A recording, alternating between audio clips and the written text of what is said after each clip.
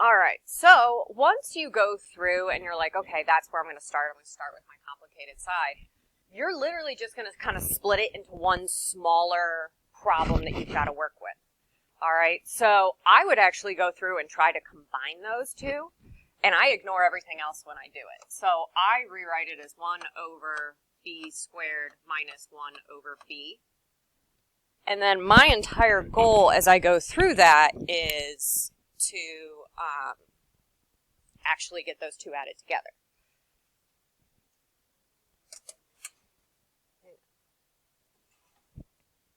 Have a little thing that goes around like your head for the microphone. And now I want to find it.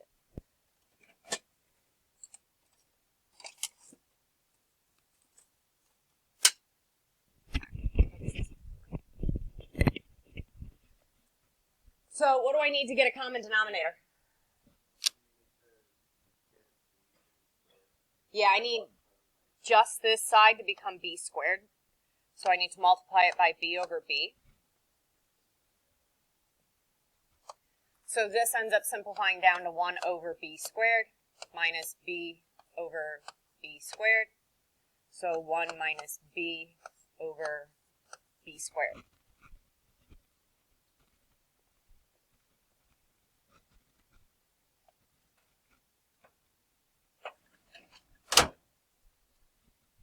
All right, step 2 is now that I've got fractions on both sides, I'm going to treat it like a proportion and I'm going to cross multiply and solve. Okay, so step 2, we're going to cross multiply.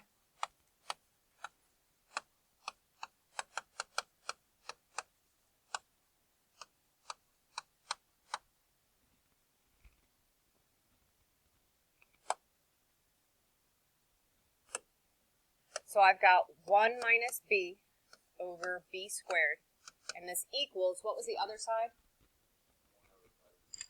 1 over 5b squared.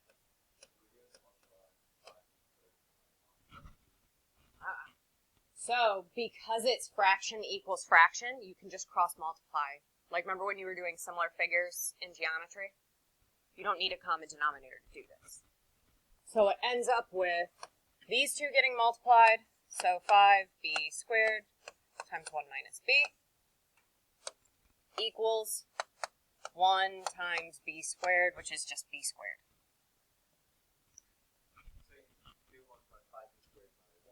Oh, yeah.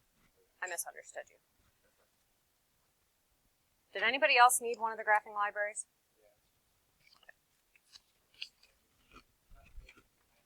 Yeah.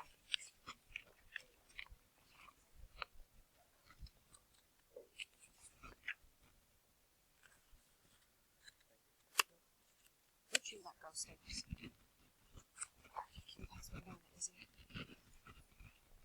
Now, when I'm looking at this, I'm going to actually like go through, FOIL everything out. So I've got 5b squared minus 5b cubed equals b squared.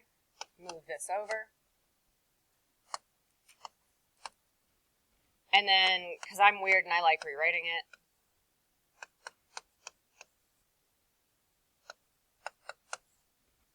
I tend to put it in the standard form. No, it's just my own inner OCD. So you're fine. Where did that negative come from in front of the 5 it's Minus. Or are you talking this one? No, I'm talking. So you had 5b squared minus 5b cubed equals b squared. Yeah. And then you took away. Yes, just what the b squared is a positive 4b squared.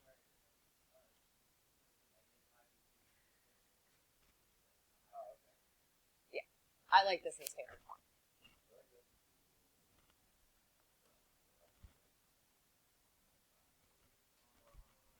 Little bit. It gets, I've got some, like, little bit worse ones. Always start with the easy ones, though.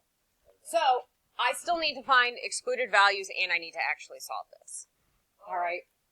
Because it said up at the beginning, solve each equation. So I need to have b equals something, right? So I can pull b squared out, and I've got negative 5b plus 4, and this equals 0. So I've got b squared equals 0, and I've got negative 5b plus 4 equals 0. So this would be like step 3 where you're actually going through and solving it. So this one over here is just b equals 0. And this one over here is positive 4/5.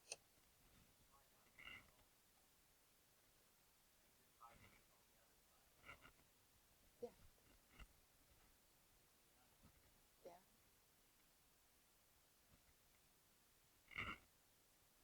So here are my two solutions.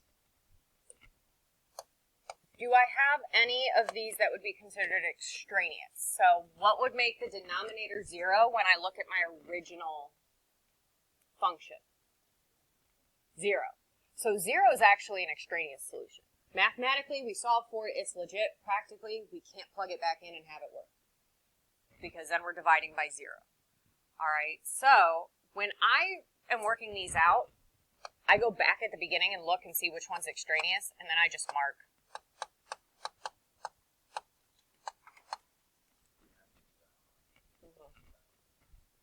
Yes, you do have to mark which one's extraneous.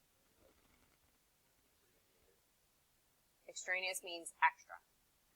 Mathematically solved for it, it's legit, but practically when you go to plug it back in, it ain't going to work. You could just write extra on it.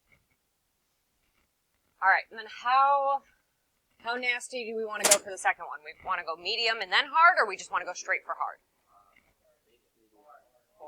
Okay, raise your hand if you want medium. Raise your hand if you want hard. It's pretty tight. All right, so here are your choices. 2 or 3. Okay, we'll do 3. We can go back and do 2 later then.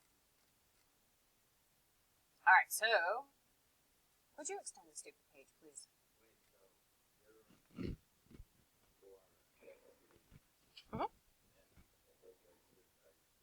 Just 0 is an excluded value.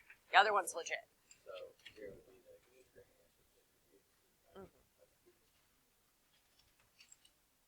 All right, want to write that one down?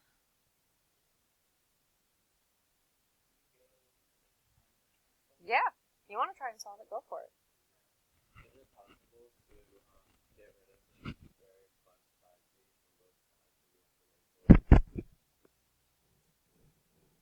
All right, you just want me to start.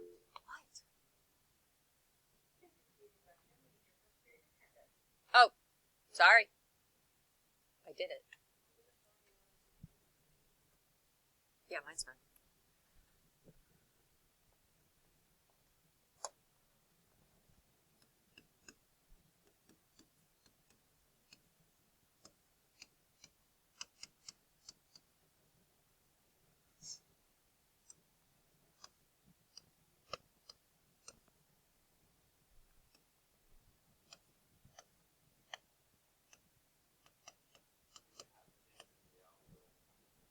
No, it's just, sometimes I do that, like, as I'm looking at it to see if, like, oh, I've got a v over here.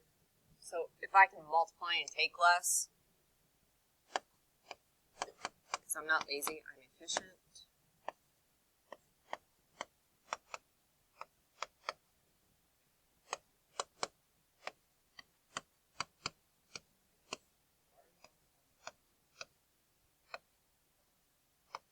It's opposite denominator. I need to do that.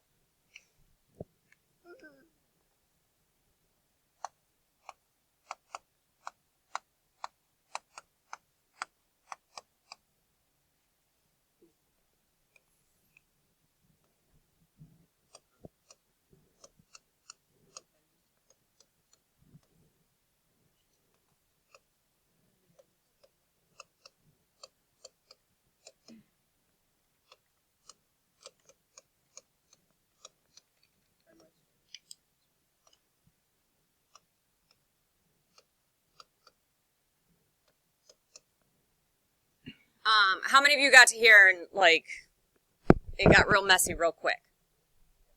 Yeah.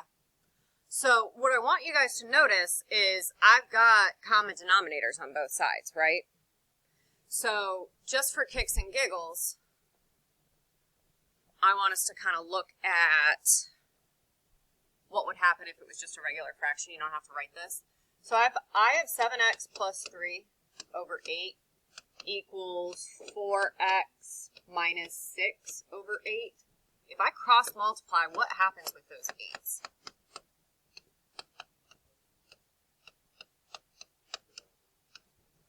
Yeah, I cross multiply them on both sides, but see how I've got 8 times this and 8 times this? See how they're the exact same? You can cancel them.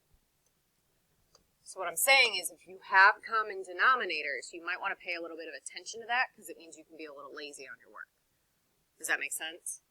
Morgan? That's what I'm showing. I was just showing it on like something with a fraction where it's a little nicer. Efficient.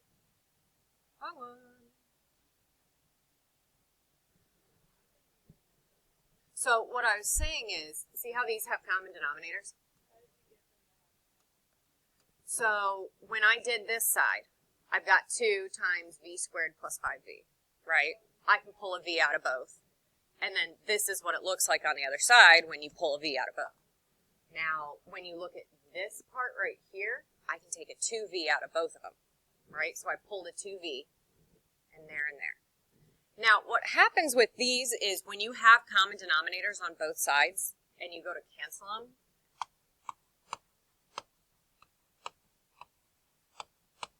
hang on, I can't talk and write at the same time.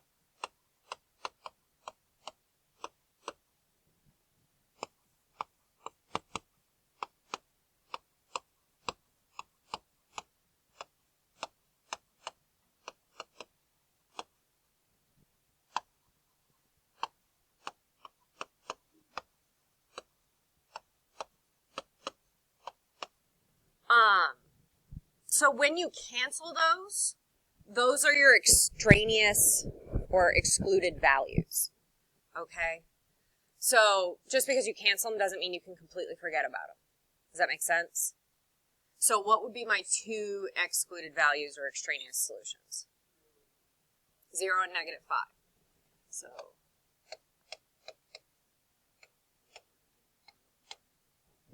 0, -5. The v, that's all by his lonesome. Yeah, what's 2 times 0?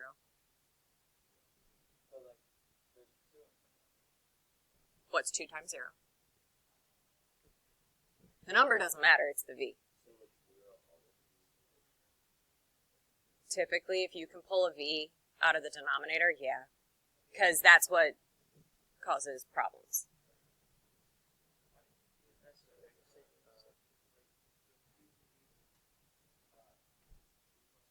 Uh-huh.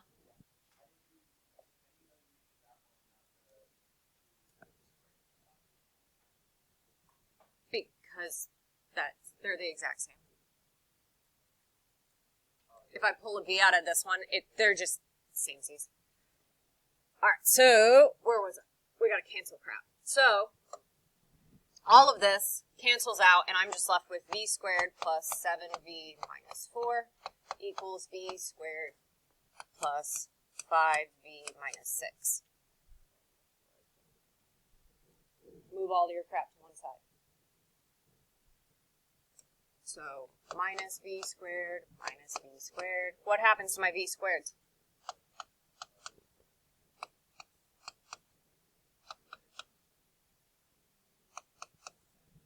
So now I've got 2v plus 2 equals 0. Solve for v.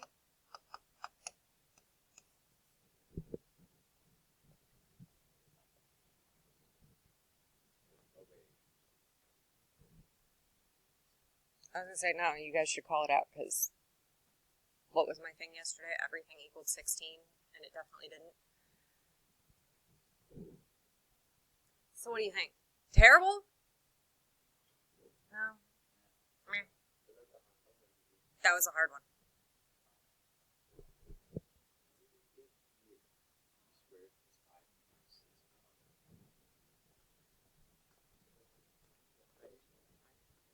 That?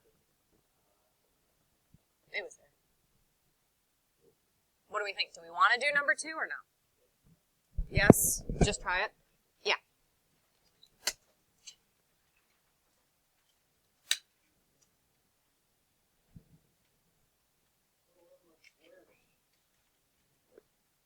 Don't overcomplicate it. It's not as bad as you think. You're like, I'm going to overcomplicate the crap out of it.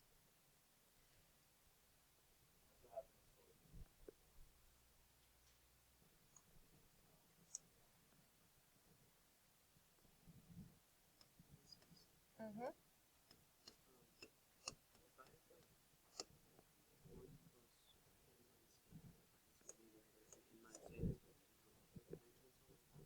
Nope. No, you need to combine your like terms over here. So 1, -8 plus 1.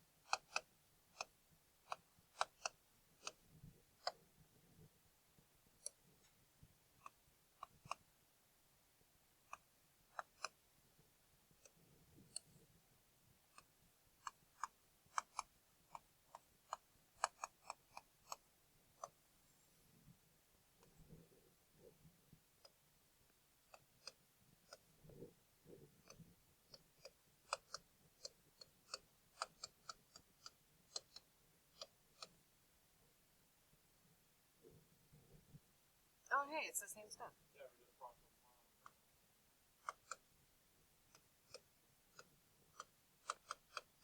So the only problem is this 3 right here, because they're not 100% same denominator, but these 2 are still your excluded values.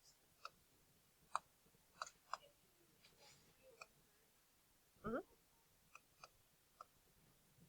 Like 1/3 times that. Yeah, something like that.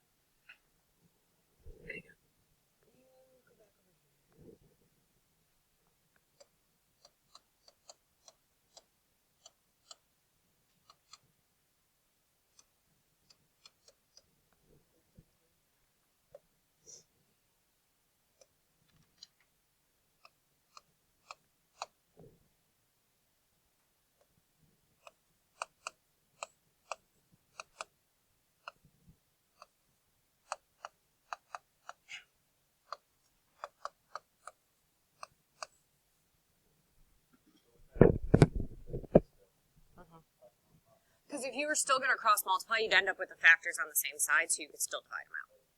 Yes.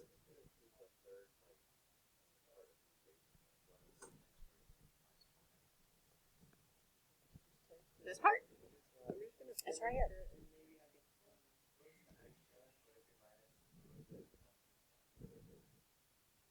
I factored that denominator.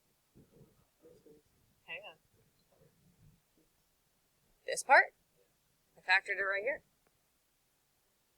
See how it's just 3 times the exact same denominator over there? That's what I did. All right.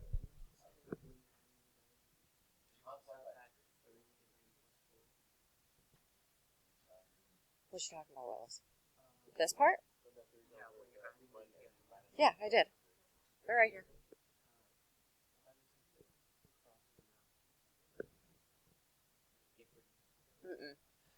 It's just less that you have to deal with to make it a common denominator. See how this one's only missing the n-8? I'm like, oh, hey, they both got a 3. They both got an n plus 4. So this one only needs n-8 top and bottom. Overcomplicated it. Yeah, and then you're going to get to it later and be like, oh god, there's so many factors.